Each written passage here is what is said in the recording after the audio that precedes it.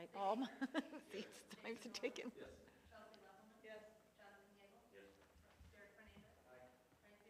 I, both of the clocks tell the same time. That never happens in this room. I was like, he's pointing, I'm like, oh my gosh, they both say, okay, sorry. Any public comment? No? Okay. Presentations. Up first is athletic update. Evan Miles.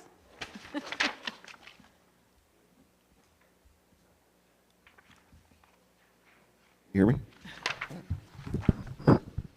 Okay, glad to be here for my yearly high school athletic extracurricular accomplishments for Blue Ridge High School 23-24. Thankful for air conditioning. We'll start with football. Football finished the year with a 3-6 varsity record, JV 0-1. We did host a JV football game for some of those freshman, sophomore kids that didn't get a lot of varsity time, so those fringe players, but it did serve a purpose.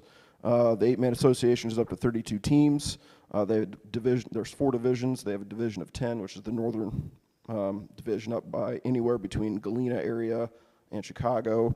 And then there's 2 divisions of 8, and then a southern division of 6. So there is growing. New schools added to the 8-man association are Oblong, Palestine, Hudsonville down south, and West Carroll just north of the Quad Cities. We had 23 players out. We had a first-team All-Stater and outside linebacker, Joey Cole. We had a first-team All-State tight end defensive end, Matt Schumacher. Matt Schumacher was first-team defensive end, all-conference, and second-team punter. Kuda Klein was first-team inside linebacker, all-conference, and Joey Cole was first-team outside linebacker, all-conference. Soccer finished the year with a varsity record of 2-10 overall. Numbers were up, having 18-19 out. We did win 2 JV contests. There were technically JV contests over Arthur, Lovington, Atwood, Hammond because they could only field 9 players, and that was presented before the matches, and it was known that way, even though they will have more numbers next year. So good job for soccer because they had some more successes last year. News Gazette All-Area Honorable Mention was Zach Lewis, senior midfield forward. For volleyball, we had a varsity record of 3-27, a JV record of 1-16. It was a little bit of a rebuilding year. The numbers are down a few. Phoebe Reynolds did make honorable mention LPC and News Gazette All-Area Honorable Mention. For boys golf, Jackson Hahn tied for 7th in the LPC 18-hole conference match. Jackson Hahn also qualified for sectionals, advancing from the regional placing. The boys themselves placed 8th out of 10 teams in our own varsity invite. That's been going on ever since I've been here, usually the second weekend in September. We did win the September 25th of 2023 quad match. That was exciting for our boys to get some success there. Gavin Friel and Jackson Hahn were nominated to the News Gazette All-Area Honorable Mention. Girls golf, numbers were up. We had 9-10 out, and I say 9-10 because I think Phoebe only golfed 2 or 3 times because of volleyball and cheer commitments. Lily Inger was LPC meet, placing 6th overall, a little bit down from the year before. So she also qualified for sectionals, advancing from regionals as a single, as the 6th low score in the regional meet. So it's top 10 singles or top 3 teams advancing to the sectionals from regional. Lily was nominated to the News Gazette All-Area Honorable Mention. Lily has been looking pretty good on the course this summer, so really good technique follow through, and she's been putting in the work. So we're hoping for big things from Lily going into her senior year. Scholastic Bowl finished with a varsity record of 64-30. JV was 18-6. It will probably be a little bit less schedule next year if you went to the honors night. We traveled the ends of the earth for tournaments, but it was a lot of fun. Second place at the Harvard Fall Classic at Rockford Auburn Standard Division, October 7th. Placed first at the Loyola Ultima 18-team Standard Division champions. We're champions on January 20th. A.J. Johnson was all LPC first team, was the second highest scorer. Andrew Nolan was all LPC first team, 9th scorer in the 13-team conference. A.J. Johnson and Andrew Nolan were both IHSS BCA all sectional recipients out of 33 schools in the sectional. A.J. Johnson was second team IHSS BCA all state in a 2-class system, so there's only 10 first teamers, 10 second teamers. Like the last 12 years, we've had 3 first teamers and 4 second teamers. Little Blue Ridge. Let's see. On February 17th, we placed first at the 12-team Masonic sectionals. The decal will be put up along with these lights.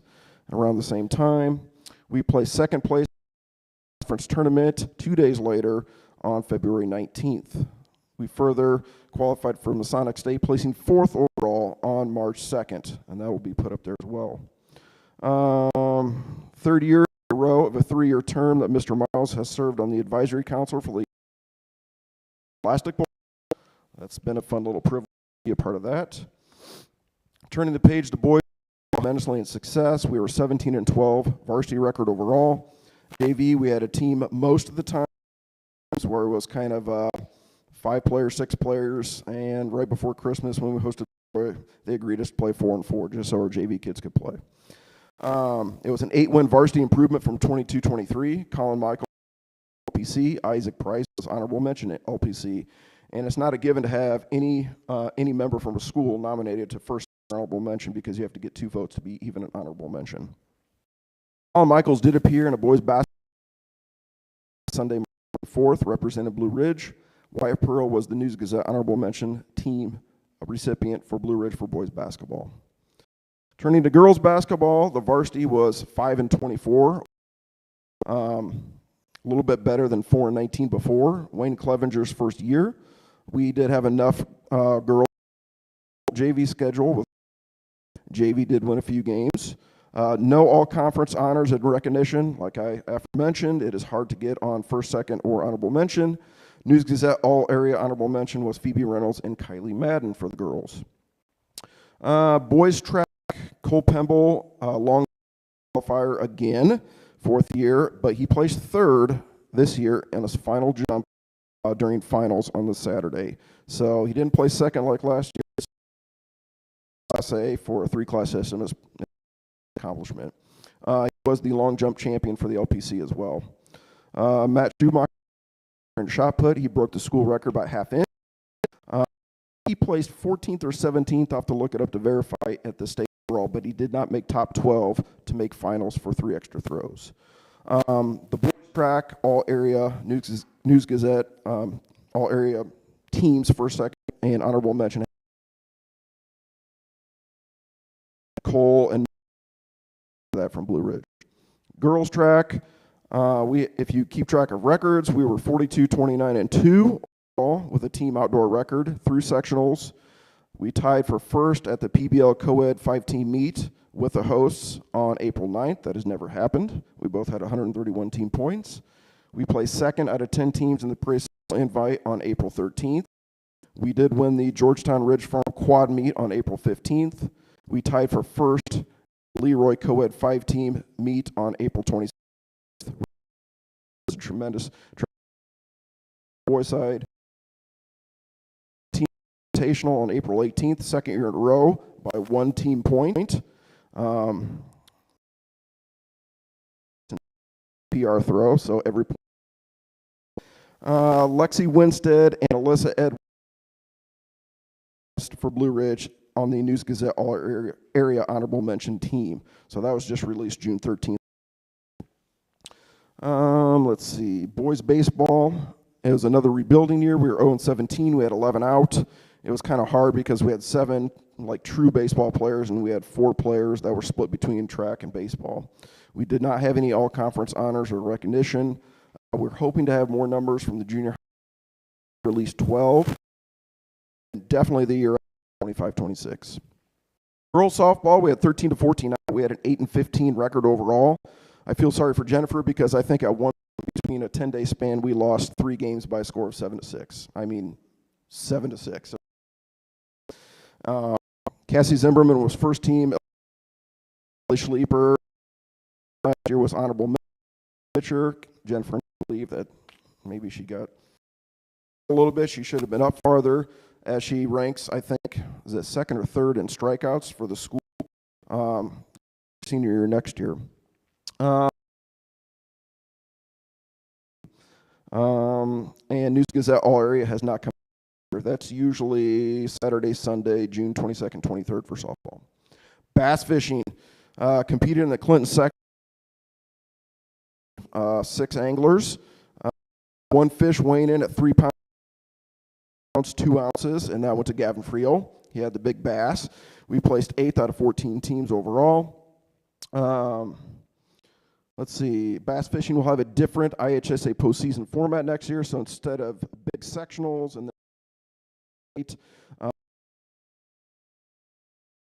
and then state. So I think regional will start the second week of May. So we have, more. So let's see, baseball, all area from New Zealand, Saturday, Sunday. So that's still coming up.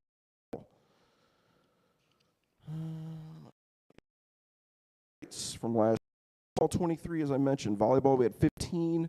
Was hurt here. Soccer, we had 18, 19. Cheer football, we had 9. Cheer basketball, we had 14 out. Bass fishing 6. Girls basketball 19. Boys go. I know that's going to be up hopefully 8 to 10 next year. I'm pretty certain. Girls golf 9 to 10, like I said. Boys track had 14. That was up 6 from the previous year. Girls track, we had 20.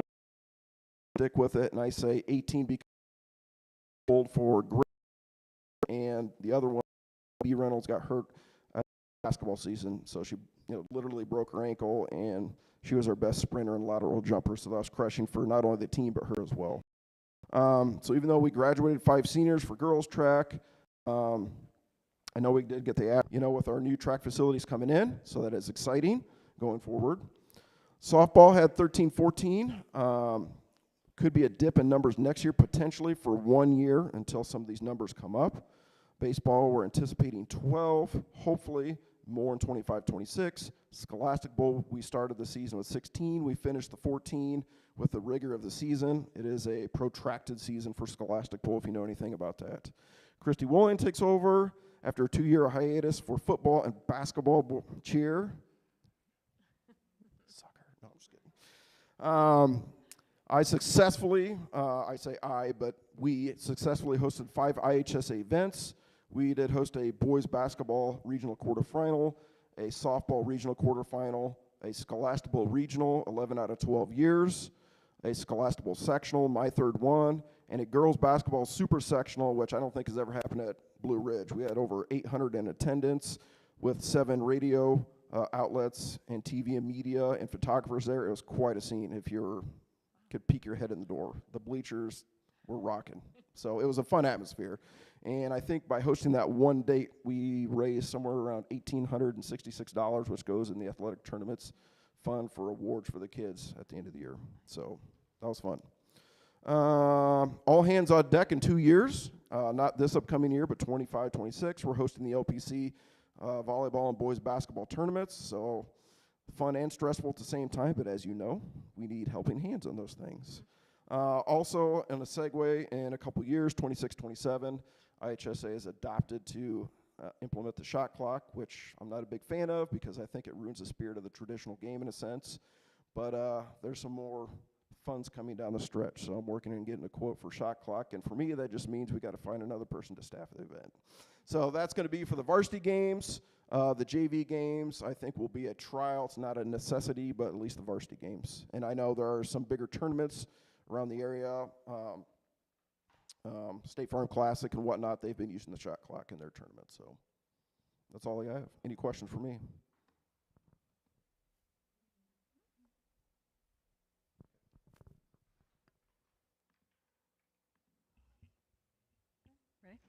Okay, and Shauna was unable to be here with us. Her son's baseball team needed a coach, and she's stepping in. So I'll go through the highlights that she has for junior high athletics.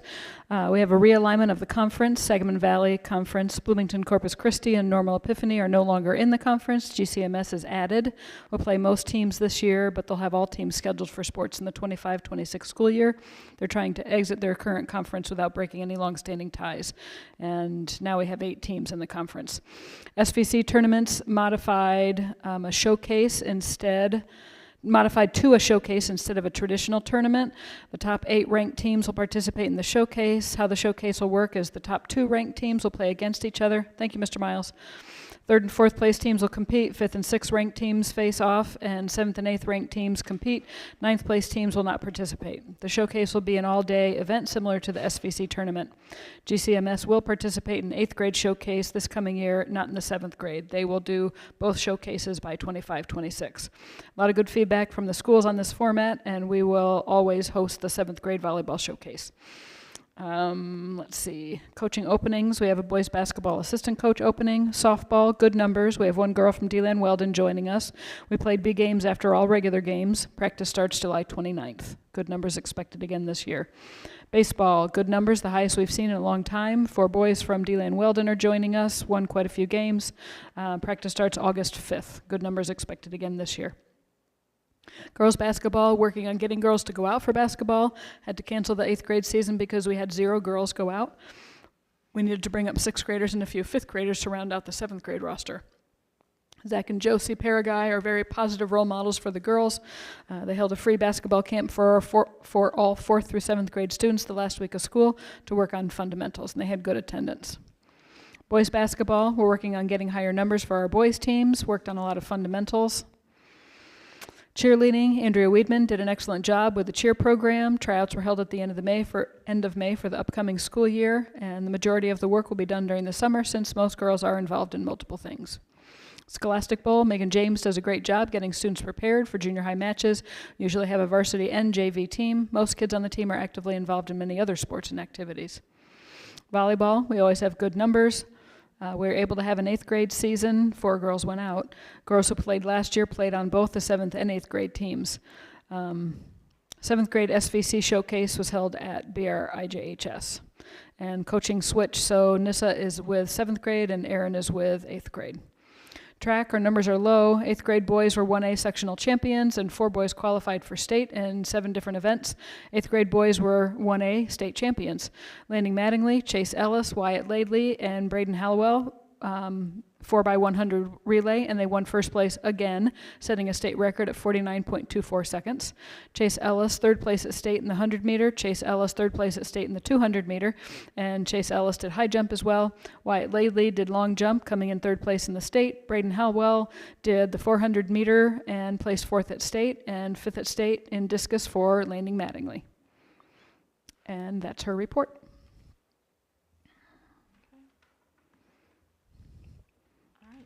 Up next is communication. The IASB liaison talking points are in there. If you have any questions, let me know. And Chelsea, do you have the IASB advisory board? I forgot to send it to Hillary. Oh. It's my bad. She even tried reminding me. So they are still continuing to work on the proficiency updates. It's going to continue through the summer and into next summer. So this is quite the process.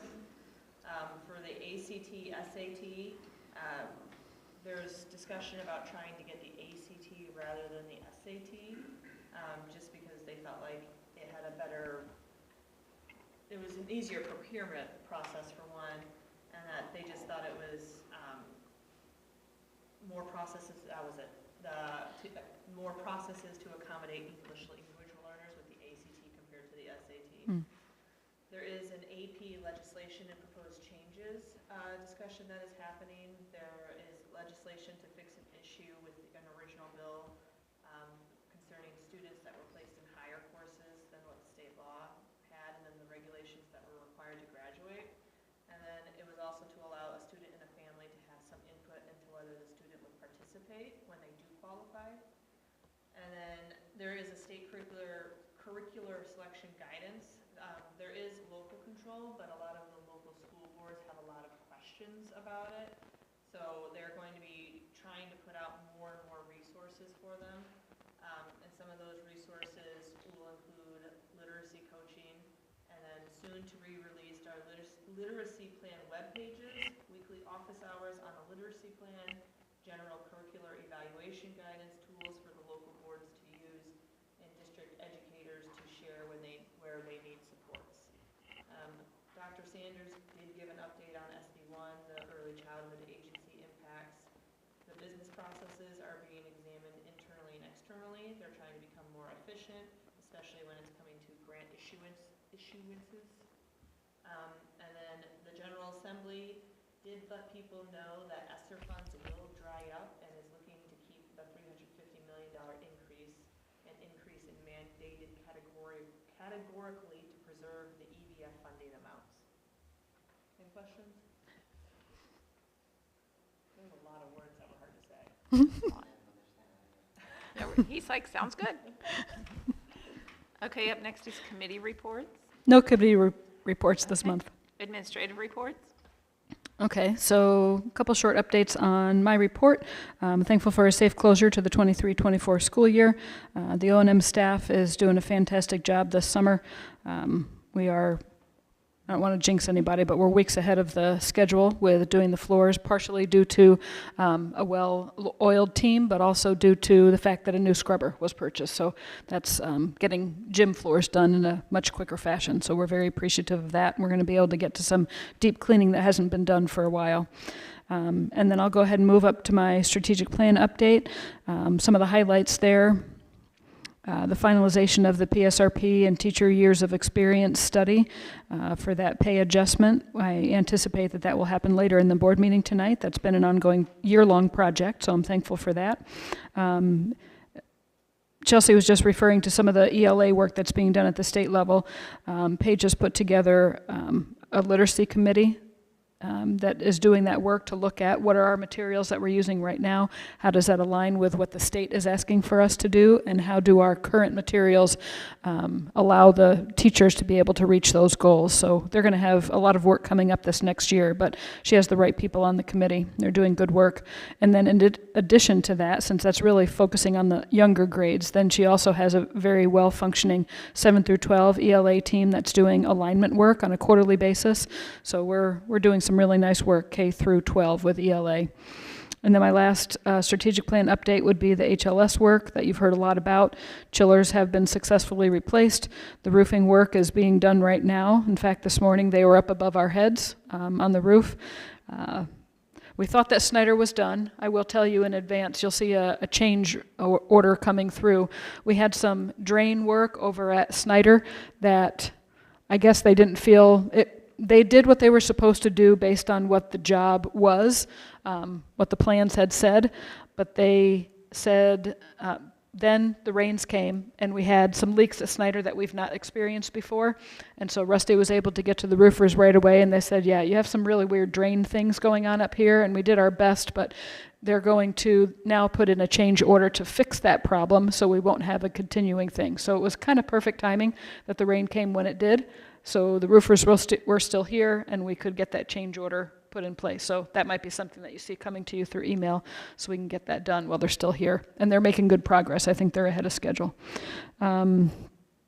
Secure entry work that's going to happen in each of our buildings. The majority of the work is going to be done here at the high school, both at the north end and then right here by the stained glass under what we call the portico. And our asbestos work you should be approving tonight, I hope. The company that's going to do the asbestos abatement in the old gym area. So that will be another thing that was added to our HLS report after the fact of the 10-year report. Any questions on the update of the plan? Thank you. Okay. And then the principal reports are in the board packet along with curriculum, technology, O&M, transportation, food services, and finance. Okay. Up next, we have approval of consent items, but I believe you had some comments on. Yeah, I'd like to, thank you, Francie. I wanted to pull out G with student handbooks. Jason has a comment, and then I have a comment first. We had, there was some language that was changed in the BRIJHS student handbook, and it dealt with students with a disability and their participation in band. So I'm just going to read to you the statement that was changed because it's not exactly what you see in your packet. Students with a disability, changes in band participation will be driven by the IEP 504 team. The IEP 504 team decision will have input from the band director, so we're adding in there input from the band director, just to make sure it's clear that he would be a member of that team. Okay, so a very minor change, but it was important, so we wanted to make sure we brought that to your attention.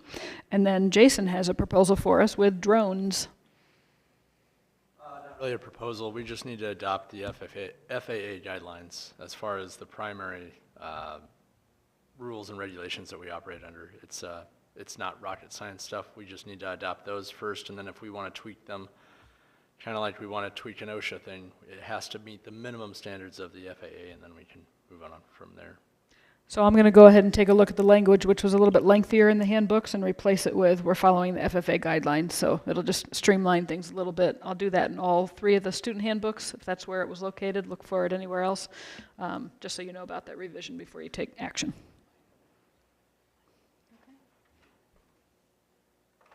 All right, if there's no further comments, I need a motion and second to approve the consent agenda items listed on attachment A as presented. Chelsea? Jonathan?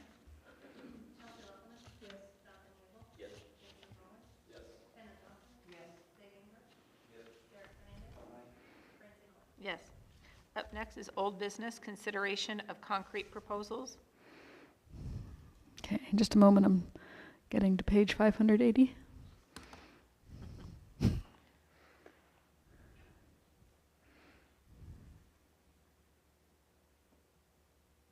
I overshot a little bit, sorry.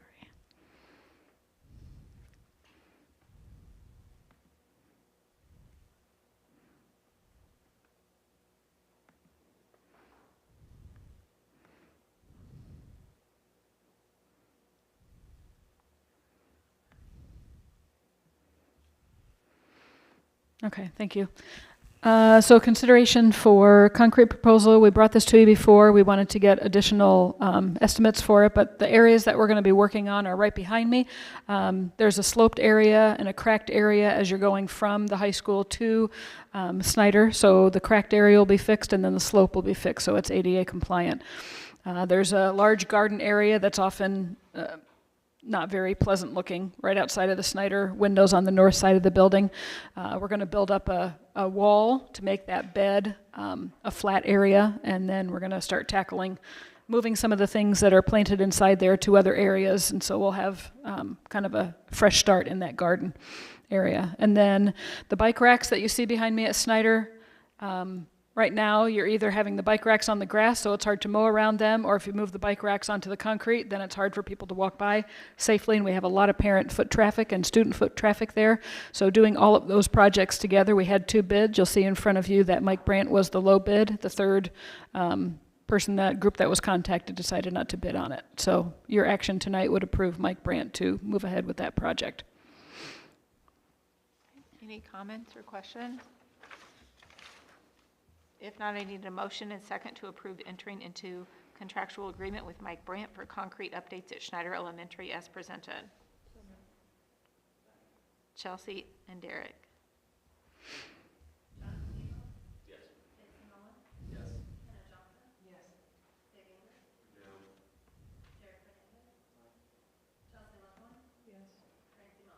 Yes. Up next is Press 114, second reading.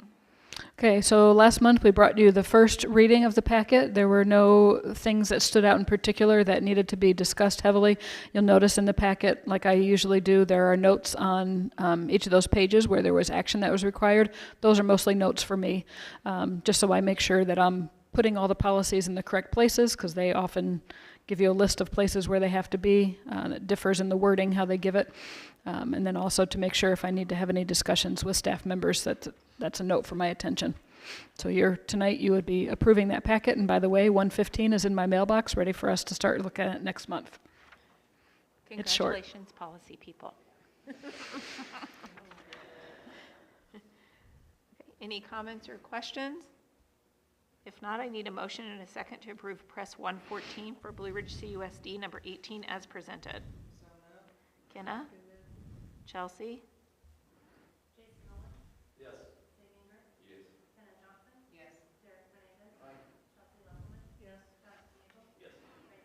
Yes. Up next is approval of BRHS asbestos project bid. Okay, so on page 655, you'll see that we expected to receive bids from 4 different companies. We received them from 3, and AAA Asbestos was our low bid. I do want to note there's a little asterisk there on that bid. Their FedEx delivery did not come on time, but their email copy that matched did come on time. So I was asked if I was be willing to accept it, and I said yes, because we had proof that FedEx was supposed to deliver that morning. So we went ahead with them before the bids were open to say yes to them, and they turned out to be the low bidder. Any questions or comments? Okay, if not, I need a motion and second to approve contracting with AAA Asbestos for the removal of asbestos at BRHS as approved. Derek and Sig?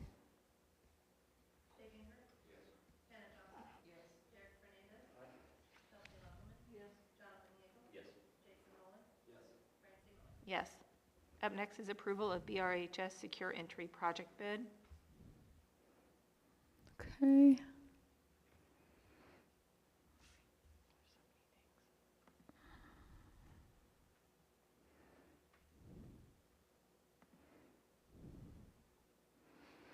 We received just one bid for the HLS secure entry project at the high school. Scott Wachter is familiar with the company and feels confident that going with Barber and Diatley from Urbana for a bid of $96,600 would be the proper way to go for this project. This is going to cover the work that's actually entrance from the outside of the building directly into the unit office. That's the part of the project that we're looking at. There's going to be some in-house work here on the portico behind me, and then also in-house work at Snyder and BRIJHS. Those other 2 buildings already have a double door entry. At Snyder, the outside door is locked.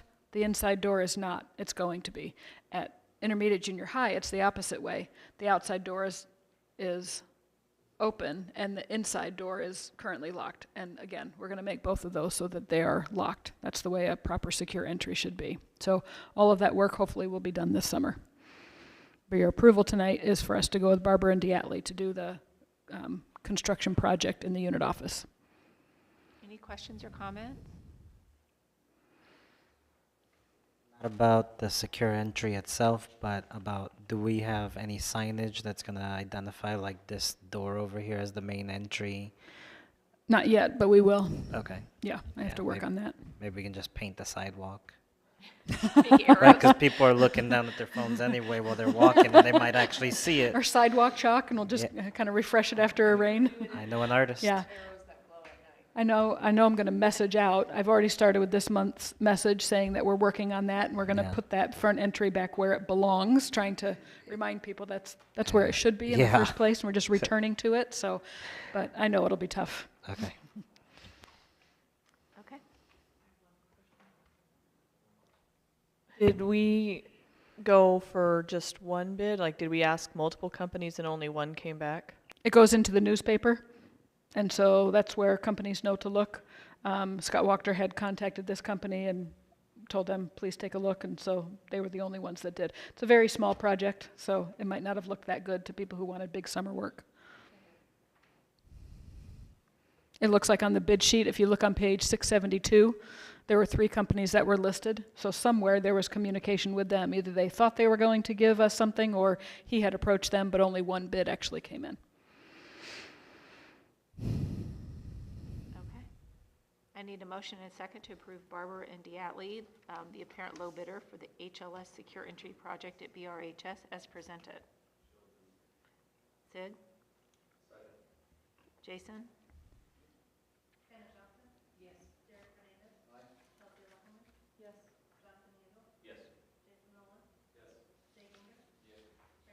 Yes. And then up next is approval of milk bid. On the same theme, we only had one bidder for this as well. So Prairie Farms, who we used last year, so we're thankful that they bid again and that we like working with them. So if you can read sideways there, that's their cost for half pints of various kinds of milk.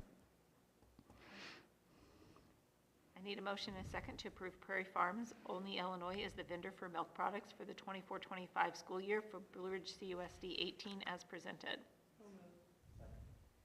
Chelsea and Derek.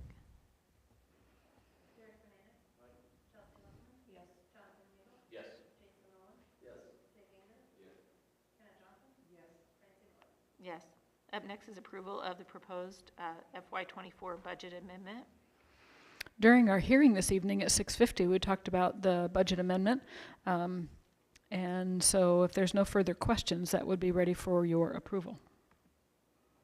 Okay. I need a motion and a second to approve the Blue Ridge CUSD number 18 FY24 amended budget as presented. Chelsea?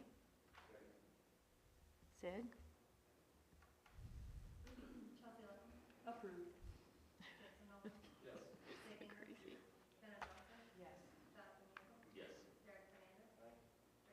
Yes. Has everyone signed those two pieces of paper saying yes to the budget amendment? Okay, we're just making sure this time. We signed it ahead of time. Okay, up next is new business. First item is adopt the fiscal year July 1st, 2024 through June 30th, 2025, and continue all policies, contracts, and programs in force on June 30th, 2024. So the first 7 motions in new business are all about rotating or moving to the next fiscal year. And this is all routine business, just to make sure that everything is still in, that you're giving permission for everything to still be in place from last year. Okay, if there are no questions or comments, I need a motion and a second to adopt the fiscal year for Blue Ridge CUSD number 18 to be from July 1st, 2024 through June 30th, 2025, and continue all policies, contracts, and programs in force on June 30th, 2024 as presented. Derek and Jonathan?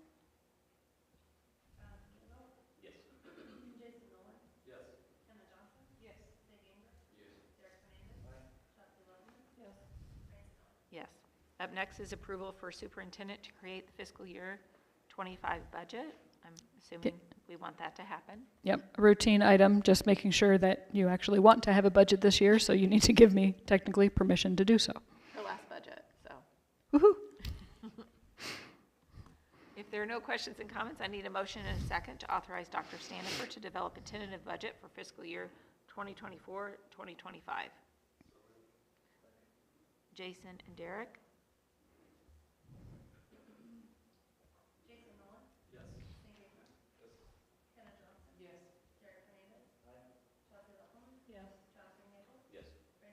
Yes.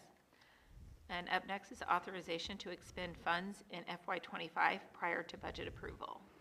So we will be starting to spend money in July. You will see a draft budget for FY25 in the August board meeting, which is early. It's the second. It's actually the first day of school, and it's also my birthday. August 14th will be the day that we have the tentative budget ready for you, and then at our September meeting, you'll actually approve the budget. So all of those expenditures for the first quarter of the fiscal year are actually going on before the budget's approved. So if you say so to this tonight. Yes, it does seem like a weird system.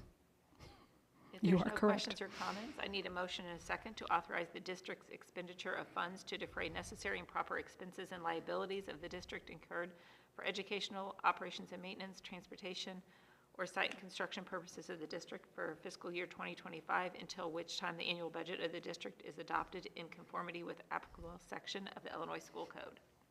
Nice job. Derek? Sig? I know, it's a lot of reading tonight. Mm-hmm.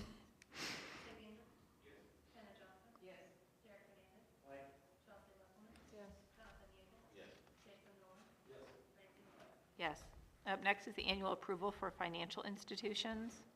Just permission to make sure that you are allowing us to use the same banks that we were already using. Okay. If there's no questions or comments, I need a motion and a second to approve Heartland Bank, Farmer City, Illinois, and First Mid Bank, Mansfield, Illinois, as depositories for the Blue Ridge CUSD number 18 funds for the 2024-2025 school year as presented. Kenna? Sig?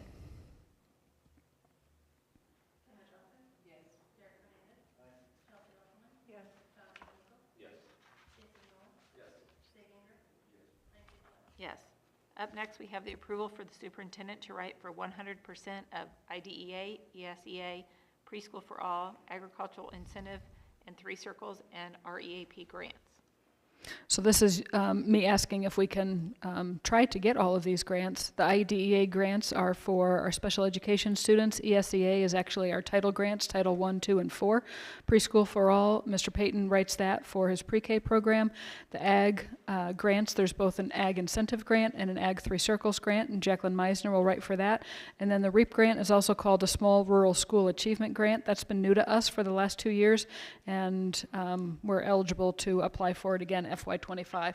That's how we've been paying Mary Diener's salary as a retired administrator through that REAP grant. We've also used that for tuition for Lauren Lacey, so she could be our dual credit instructor. So it's been a nice chunk of money in there that's available to us. So we'd appreciate your approval to write for those grants again. Okay, if there's no questions or comments? I had a question, like, you're asking permission, is there any drawbacks to applying to any of these grants? Like, No, there's there would no, be a like, huge strings drawback attached. if you didn't let me write for them, because we would be missing hundreds of thousands of dollars. Right, right, I just, like, it seems weird to get permission to write grants. I guess I just. don't Permission to understand. receive money is what I'm asking for. Okay. Will you allow me to receive money in the name of the district? I see. Yeah. Okay. Just a Thanks. technicality. Okay. It's kind of like when you call it a credit card company and like you're trying, like, somebody's like trying to make a, I don't remember, never mind. Thank you, Chelsea. Long day.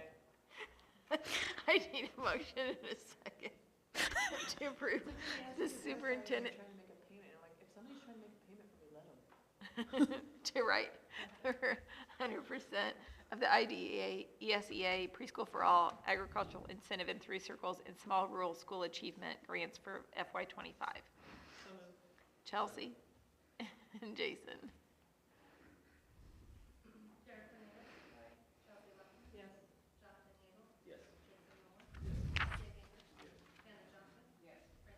Yes.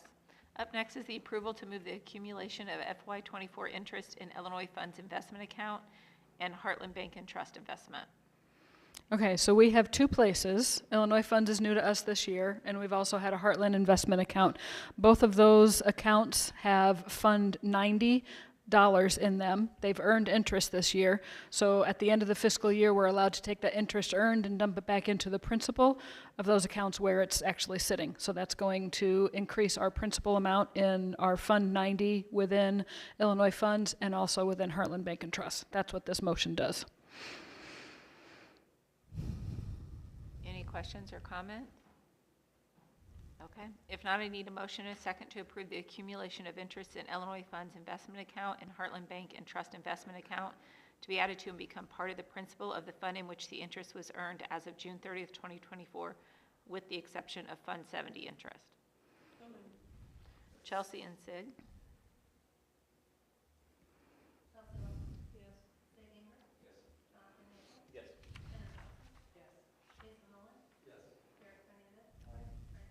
Yes.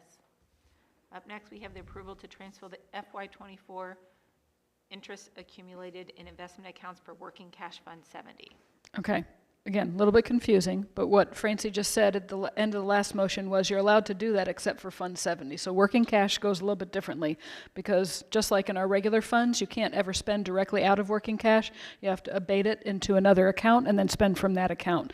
So it's kind of like a pocketbook that doesn't have a direct expense to it, mechanism to it. So we're going to ask you if we can take the interest that's been accumulated for working cash, both in the Illinois Funds account and the Heartland Bank and Trust account, and we can place them into the principal of the fund of our choosing. And so because our Fund 80 is running low, we'd like to put that into Fund 80. So the interest on working cash in Illinois funds will go into the principal of 80, and the same thing will happen with the Heartland Bank and Trust account. And you can see the dollar amounts there that we're speaking of.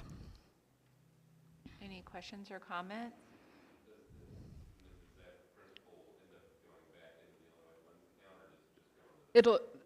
Illinois funds will stay in Illinois funds. It goes from 70 interest into 80 principal. And then the same thing happens at Heartland Bank. Yep. Yep. I need a motion and a second to approve the transfer of accumulated FY24 interest in the Illinois Funds Investment Account for working cash fund 70 to Illinois Investment Funds Investment Account Fund 80 in the amount of $62,237, and the transfer of FY accumulated interest in the Heartland Bank and Trust Investment Account for Working Cash Fund 70 to District Fund 80 in the amount of $37,337 per 105 Illinois Statutes 520-5. Chelsea and Jonathan. I know. So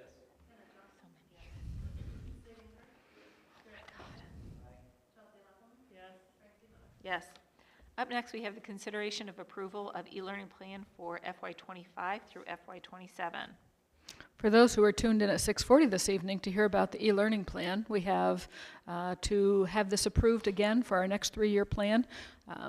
If approved tonight, I take that along with proof that this was publicized in the newspaper, this hearing this evening, and it will go to approval first at from the ROE and then up to ISB. And that would be in effect for the 24, 25, 25, 26, and 26, 27 school years. Any questions or comments? If not, I need a motion and a second to approve the 2024 to 2027 e-learning plan for Blue Ridge CUSD number 18 as presented. Jason, Derek?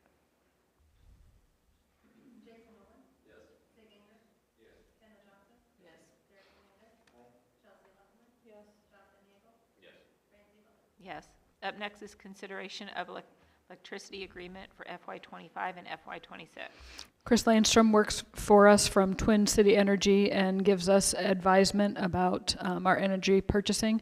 So he is recommending a 24-month term starting in June with Constellation, and this is for Mansfield Energy. And you can see what the prices are there, so your approval would let us go with Constellation for electricity in Mansfield for the next 24 months. Any questions or comments? Yeah, I work for Constellation. Is that a conflict or Probably something? should vote. Or we- Abstain Okay, Yeah. on that one. abstain. Yeah, okay, that's what I think. Okay, I need a motion and a second to approve moving to a 24-month pricing contract with Constellation for our electricity in Mansfield as presented. Chelsea? Jonathan?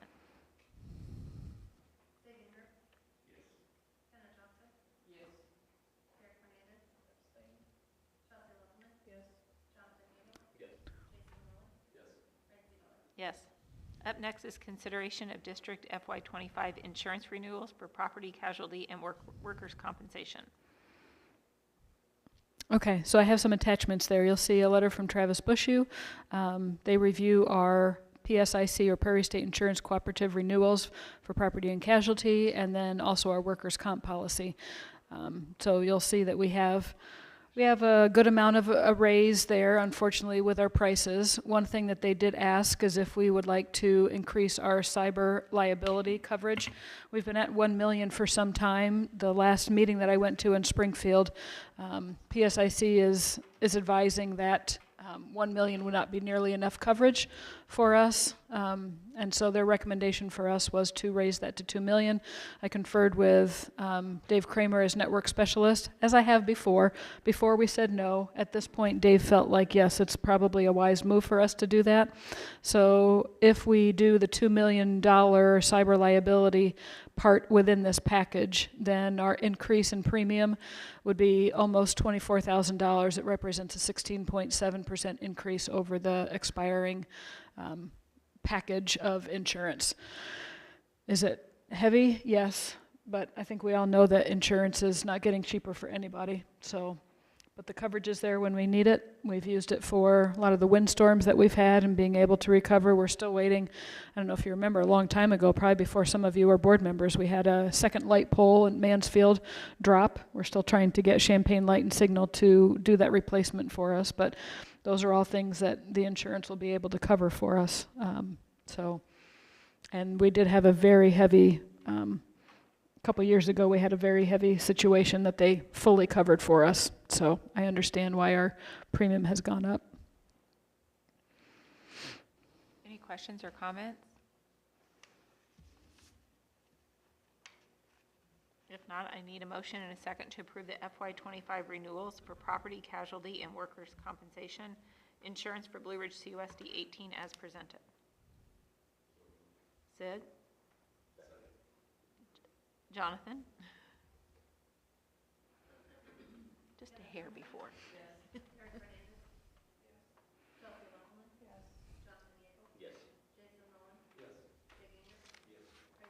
Yes. Up next, we have consideration for FY25 pre-K ECSE paraprofessional position. So you'll see the memo that's attached from Mr. Payton. With the pre-K screenings, we have some students with significant needs coming into our pre-K program. ECSE stands for Early Childhood Special Education. Mr. Payton was working with Blair Green, our Tri-County Special Ed Administrator, to really evaluate, is this a situation where we need to add a third teacher to the program, or are we at a place where we could try a paraprofessional and having additional hands in that program? Specifically, we've had some nonverbal students coming in. It just increases the workload tremendously with the needs that are being presented. We want to be able to meet those needs the best that we can early on. So the request here is to add an additional pre-K paraprofessional person for the students that are coming in with special education needs.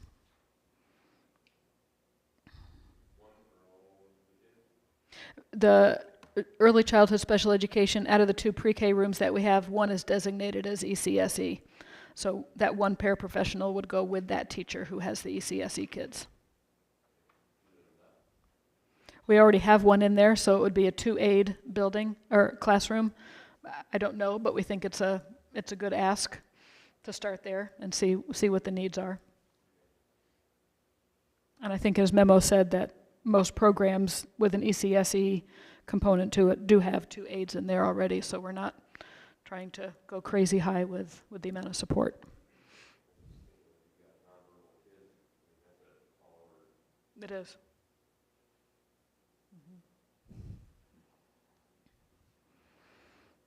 Okay, I need a motion and a second to approve the addition of a paraprofessional for the pre-K ECSE program at Schneider Elementary beginning FY25 as presented.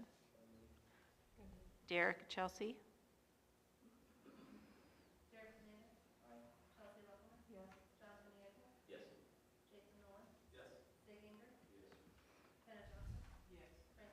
Yes. Up next is consideration for summer 2024 ESY paraprofessional position. So Mr. Payton spoke about this last time with the students who are signed up for ESY, stands for Extended School Year, due to what's written in their IEP. We will have a small number of students that will meet kind of on a weekly or every other week basis throughout the school year. Mr. Payton filled in as the paraprofessional during the month of June, and throughout July, maybe beginning parts of August, there's 4 dates that he would like coverage for a paraprofessional. Later tonight in closed session, you'll see that we have one paraprofessional that's willing to do 2 of those dates and another one that's willing to do the other 2 dates. So this is, excuse me, the opening up of the position so we can do that hiring to cover the need. Okay. If there's no questions or comments, I need a motion and a second to approve the addition of a paraprofessional for ESY at Schneider Elementary during summer 2024 as presented. Jason and Chelsea?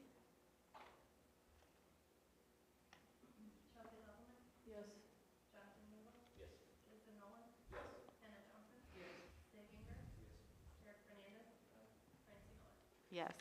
Up next is consideration of welding project estimate. So we have, from the McLean County Wind Farm named Sapphire Sky, we have been holding a $15,000 donation from Invenergy due to them building on the FFA plot, putting one of their turbines there. So that $15,000 has been intended to go for a welding booth project in the ag shop. We weren't able to find a reasonable quote. I think it was in the $50,000 to $60,000. Last time we tried to get part of Invenergy to help us find a company to build the welding booths. And so since Rusty's been on deck, he took some of the information left by Doug Berkman, has worked with Lincoln Electric, and the quote is about $30,000 total for putting in 6 welding booths with the arc curtains and 3 self-contained air filtration systems. They've also found, by the way, that some of the vents that were to the roof, we're going to be able to fill up those holes because that won't be needed while the roofing is going on. So that's kind of, again, another perfect timing of things going on. And I am considering, well, I've already reached out once, and I'll reach out again to the second wind farm that's done by Apex. I'm going to see if Apex wants to throw in another $15,000 towards that project to match what Invenergy did. A little competition never hurts. To see if we can get that fully funded. If not, it would be district expense of about $15,000 for us to work with Lincoln Electric for this. And hopefully done this summer. Any questions or comments? If not, I need a motion and a second to approve entering into a contractual agreement with Lincoln Electric for the welding booth project at BRHS as presented. Chelsea and Derek.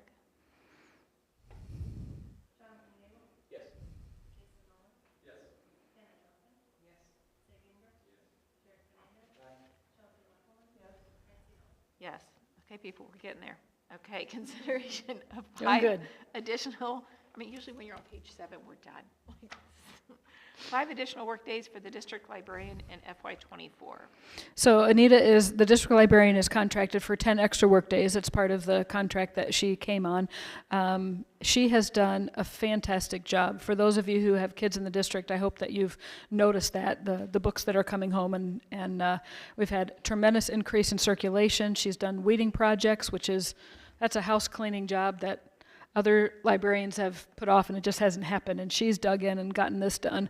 She's done book sales after the weeding. She's done book fairs to earn money to replace some of the books, and much more. She's done a fantastic job. She puts together summaries for us for each building and sends them out to tell them what their what the usage is in each building and how much that's increased over the year.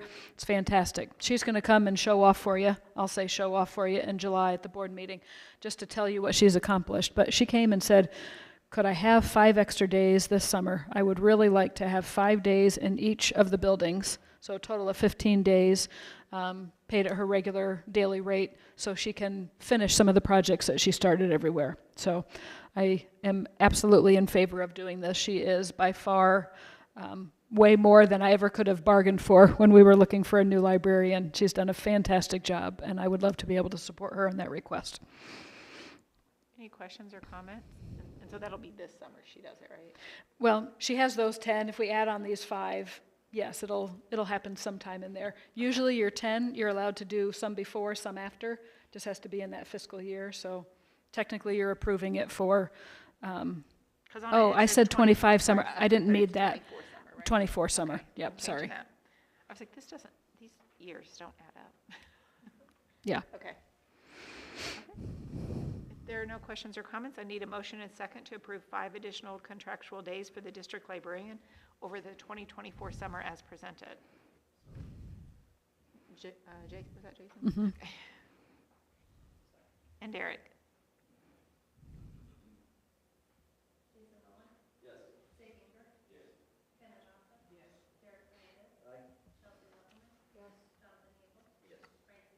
Yes. Up next is consideration for purchase and pilot of Music First K-6 curriculum. So we have done a lot of work to try to bring in, let me back up a little bit.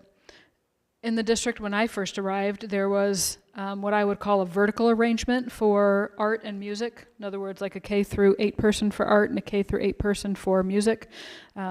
Because of retirement, things changed. And now we've kind of been putting a couple things together. We have one person who does music and art K through 3, and then we have an art person that's available for 4 through 8. We're currently missing that music piece over at the intermediate junior high. Emily Weiler has filled in. So in other words, Snyder is getting a little bit less time with Emily Weiler, still meeting their contractual plan time per week. But Emily goes over on Friday mornings and she meets with all the 4th through 6th graders. She's done that for some time. There was no way that I was going to expect her to do that again. And in working with the union, who is very much desiring to have a certified music person work vertically, we tried. I thought I had, actually it was a former student of mine who just graduated this spring. She was interested in the position, but since has not been responding, so I think maybe she took another job, so we have nobody that's available for that position. Plus, the moving parts where we would have to have a place to place Emily as well as a gen ed teacher. So all of the stars had to align perfectly. They have not aligned perfectly, so we're still working with the same configuration for next year. That 4 through 6 music spot, both Molly Schneeman and Emily Weiler said, either one of us will take it if we need to. We understand that, we're having a hard time finding somebody. The posting is still out there for a part-time music position. If we can find somebody, that's great. If not, Emily Weiler will be doing that for us again. And I would love to be able to support her with having an actual curriculum and some supplies to do that job. So what a novel idea. So she and Paige did a lot of studying, a lot of recommendations from different places, and they have landed on this as what would be most usable for K through 5, but it will also cover 6th grade. Any questions or comments? If not, I need a motion and a second to approve the purchase and piloting of the Music First curriculum for grades K through 6 for FY25 as presented. Chelsea and Sid.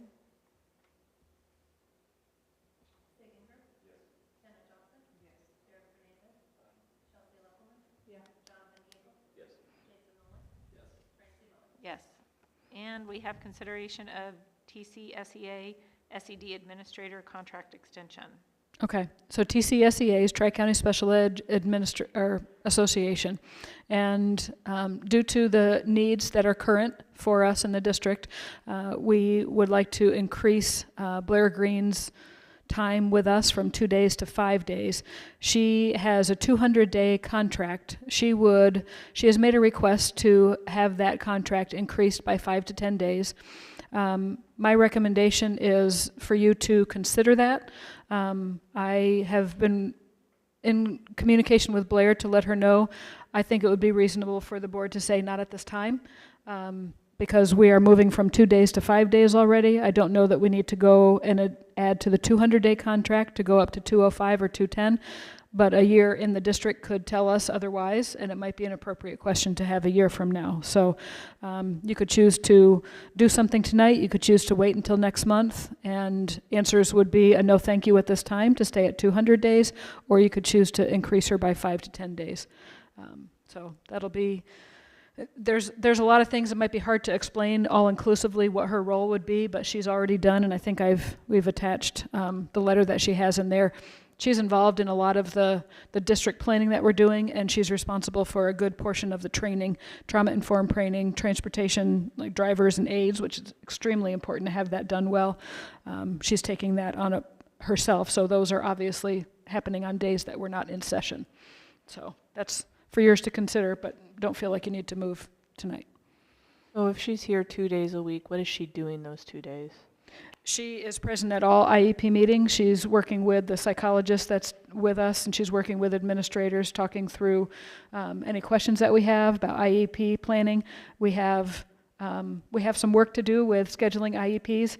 That process, because we haven't had somebody in-house, is done in a less than efficient way, so we're going to try to work on that.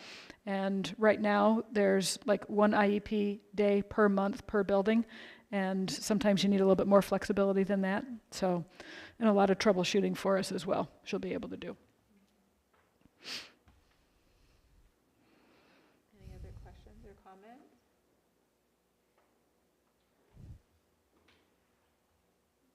I will just say that I have worked with Blair quite a bit. I do know the significant value that she brings to the district and the amount of time and energy that she puts in here. And I respect her for what she does, and I would put faith in what she's requesting here, and certainly I see the need. So I just want to put that out there.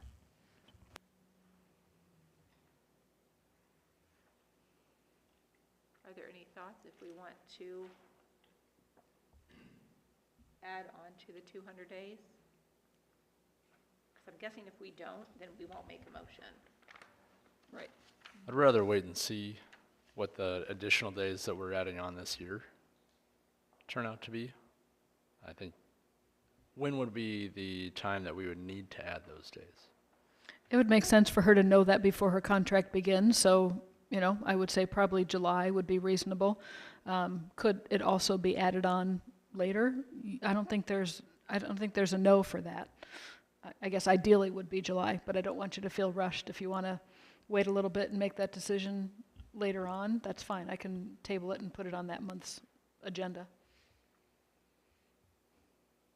It might be hard to know until the whole year is gone, So I appreciate what Kenna said and, understanding the amount of information that goes through a special ed administrator is quite immense. But I don't have a big frame of reference either, never having a full-time special ed administrator. But I'll just tell you that there's a lot of things that come across my desk. For example, surveying high school graduates who had an IEP, being able for them to complete the survey on what's called the Indicator 14 and getting that report back to ISB. That's something that was going to be on my list to do, but Blair's just jumping in and taking that for us. So there's a lot of benefits to having somebody in that role. All of the behind-the-scenes reporting that goes back to ISB is taken care of by somebody who's in the know rather than the superintendent.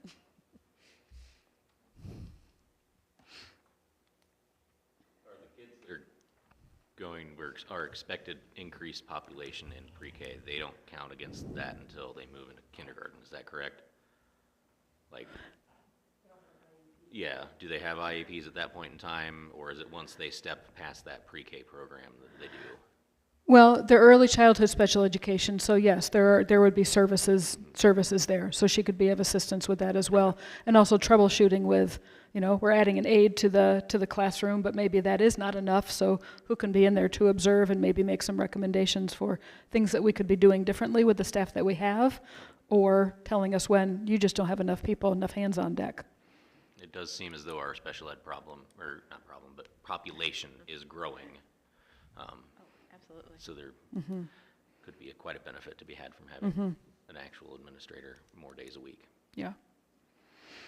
And so she is going from 2 days to 5 days this coming year. 2 days to 5 And days, so this yes. would just extend past the regular school year, or where does the 200 put her? So a 200 would be, that's probably about, that's 20 days, that's 4 weeks, that's 2 weeks after and 2 weeks before the school year starts. This would give her kind of, 5 extra days would give her a little sporadic time during the summertime, where she could be able to attend, like I'm going to invite her to our administrative retreat. There are different things that she could be doing. Her transportation training is in the summertime, that's before school starts. She's helping us write an MTSS manual because we don't have one to show our processes across the district. All those things that just the rest of the administrative team just doesn't have the resource and the time to get done. So I have only worked with Blair for this year, but I'm already very impressed with Christine did a wonderful job with us, and that's the only other special ed administrator I've worked with here. But Blair seems to really want to look at where are those places where we have inefficiencies, or where have we just not been up to snuff so far, and how can we get us there? I think going from 2 days to 5 days a week is a large enough jump before we need to make that decision of if we need her a few more days in the summer.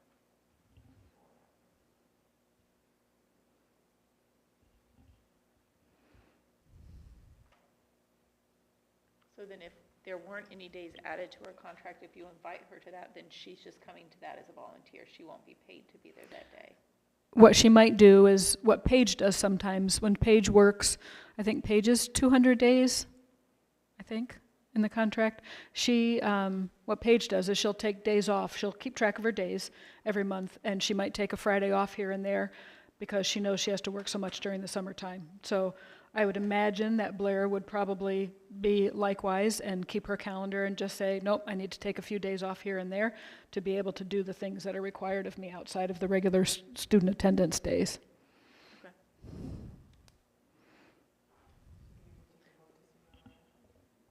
Does anyone want to extend the contract beyond the 200 days right now? Okay, well then we. Supportive. I think we've, we considered an extension for another position. I think that it's important that we take seriously the needs of our special ed population. We put a lot of trust in Blair to, help us with that. And I think she's asking us for that for good reason. And so I would support what she is asking for, just as I would the other position that we did that with.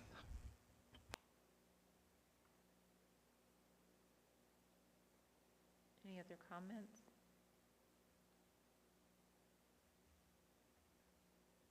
What's the financial impact of the extension?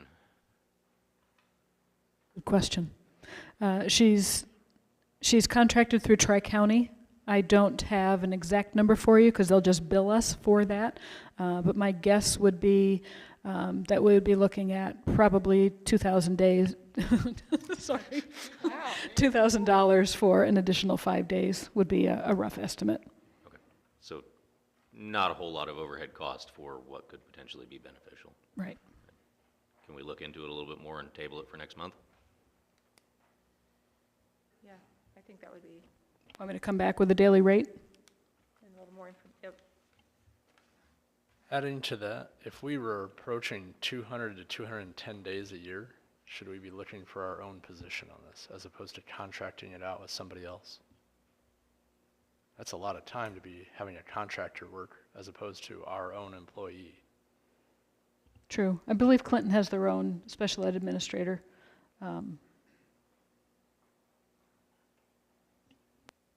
I don't know how easy it is to find one outside of Tri-County. I don't know that. I also just want to say we have other contracted workers from Tri-County that make up that special ed team.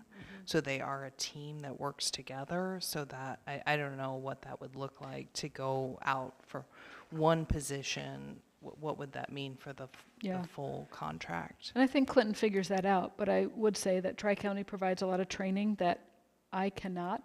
I wouldn't know how to train a social worker. That's why when we talked about the additional social work position, we talked about we could hire directly as Blue Ridge, or we could hire, or Tri-County could agree to hire and then place them here. That was the more marketable solution. We did the advertising, but it's more marketable for them to work for Tri-County because they get the support of that network of social workers and also the professional development that they can get from the leader of Tri-County. Whereas me as a leader of Blue Ridge, I'm not going to provide any rich social work professional development for them. So same kind of thing goes with the administrators. They already have their backup people that they can go to when they're part of Tri-County's association.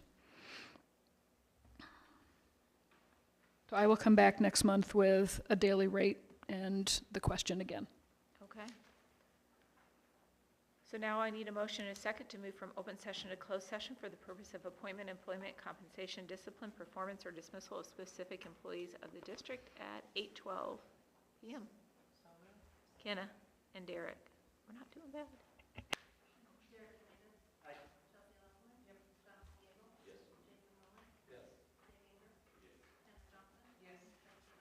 Yes. Okay, Derek, go quick.